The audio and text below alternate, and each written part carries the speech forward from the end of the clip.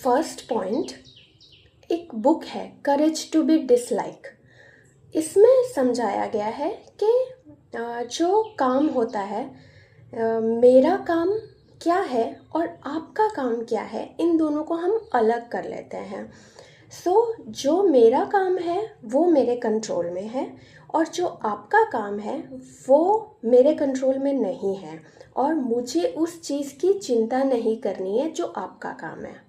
Okay, for example कि मैंने ये वीडियो बनाया, वो मैंने बनाया कि लोगों को हेल्प हो, और मैंने अपना बेस्ट कंटेंट और बेस्ट स्क्रिप्ट लिखा और उसे प्रेजेंट किया। मगर अब इसे देखना ना देखना, लाइक करना, कमेंट करना ना करना, वो आपका काम है।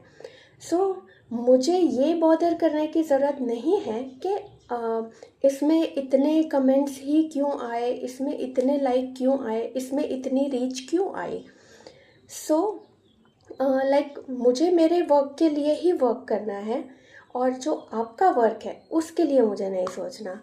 और अगर मुझे इतनी रीच नहीं आई, इतने कमेंट्स नहीं आए, मतलब मुझे ये सोचना है कि शायद जो एग्जैक्ट मेरी ऑडियंस है उन तक ये नहीं पहुंचा, क्योंकि वर्ल्ड में लॉट्स ऑफ पीपल है जो डिफरेंट डिफरेंट थॉट्स के रहते हैं और डिफरेंट नीड्स के रहते हैं, तो शायद मेरी सही ऑडियंस तक नहीं पहुंची। ओके, उसमें भी हमें पॉजिटिव सोचना है, और हमें सिर्फ अपने कंट्रोल में और मेरे काम में जो चीज़ें हैं उन पर ही फोकस करना है। I have to do my best and I don't need to bother about what is in your control and what you should do. Got it? जो हमारा फर्स्ट पॉइंट है वो जैसे हमें गीता जी में कहा गया है कि कर्म किए जा फल की इच्छा मत कर, सिमिलरली। और दूसरा पॉइंट है कि हमें जो हो रहा है वो भी अच्छा हो रहा है और होगा वो भी अच्छा ही होगा। जैसे कि अगर मुझे जो वर्क मिल रहा है वो मेरे लिए अच्छा है और जो मैंने चाहा, और उसके लिए मैं चाहूँगी कि हर चीज़ मेरे कंट्रोल में रहे, हर चीज़ वैसे ही चले, every time it's not possible. ये सोचो कि अगर जो चीज़ नहीं वर्क कर रही है तो वो भी ठीक है, उससे ज़्यादा बेहतर चीज़ हमारी एक्सपेक्ट कर रही होगी, हमारा वेट कर रही होगी।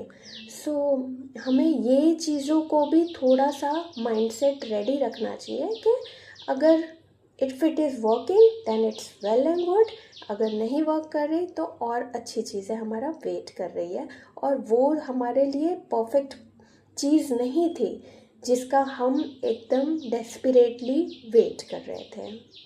ओके, और थर्ड पॉइंट कि हमें कभी कभी हमारे बिहेवियर को कंट्रोल करने की ज़रूरत है, क्योंकि हमारा माइंड चीज़ों को कंट्रोल करने की बहुत कोशिश करेगा। वो हमें बहुत ही यूँ ट्रिगर करेगा कि हम, जैसे कि हमें किसी का रिप्लाई नहीं आया तो हम बहुत चाहेंगे कि लाओ मैं उसे मैसेज कर दूँ, लाओ मैं उसे मैसेज कर दूँ, क्यों ऐसा, क्या ऐसा, बिकॉज़ हम चाहेंगे कि हम चीज़ों को कंट्रोल करें। बट अगर हम अपने बिहेवियर को कंट्रोल करें थोड़ा, तो हमारा माइंड भी उसे फिर फॉलो करने लगेगा। ये एक हैबिट होती है। जैसे अगर किसी जॉब की अपॉर्चुनिटी है, आपने अप्लाई किया और 1 वीक हो गया, इट्स ओके, कोई रिप्लाई नहीं आया, तो आपने एक जेंटल मतलब मैसेज मेल कर दिया कि व्हाट्स द फॉलो अप, बस दैट्स इट। अगर आप उन कंपनी को एवरी डे मैसेज करोगे कि क्या हुआ, I am the best candidate और मुझे सिलेक्ट कर लीजिए, मैं तो मतलब हर तरह से आपके लिए बेस्ट से बेस्ट हो, तो दिस फील वेरी नीडी, और ये चीज़ मतलब सामने वाले को आपका गलत इम्प्रेशन क्रिएट करेगी। और ये क्यों हो रहा है? क्योंकि हमारा माइंड चीज़ों को कंट्रोल करना चाह रहा है। लीव इट, आप अपना बेस्ट परफॉर्म करो और प्रेजेंट करो, दैट्स इट। और चीज़ों के एकदम पीछे नहीं पड़ना है। और सिमिलरली अगर आपने किसी को पसंद किया और आपने उससे कहा, बट आपका कहना वॉज दैट्स इट, बस उसके बाद आप अगर उसके पीछे ही पड़ जाएंगे तो this is not going to work. Okay, so आपको मतलब चीज़ों को छोड़ना है और अपने बिहेवियर को कंट्रोल करना है। एक बार आप अपना बिहेवियर पर कंट्रोल सीख जाएंगे तो आपका माइंड भी फिर उसे फॉलो करेगा, क्योंकि वो एक सिर्फ शॉर्ट इम्पल्स होती है। और अगर आप उस इम्पल्स को जीत लिए तो आप अपनी सेल्फ रिस्पेक्ट गेन किए, आप अपने ऊपर कंट्रोल करना सीख गए कि कैसे आपको रहना चाहिए।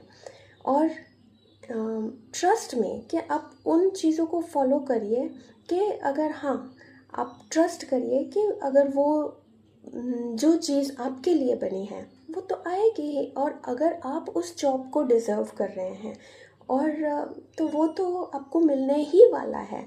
बट अगर आप किसी चीज़ के पीछे ही पड़ जाओगे तो this is not going to work. और leave the process, trust the process, और जो हो रहा है अच्छा हो रहा है, होगा वो भी अच्छा होगा, और होने वाला है वो भी अच्छा ही होगा। सो टेक केयर, नमस्ते।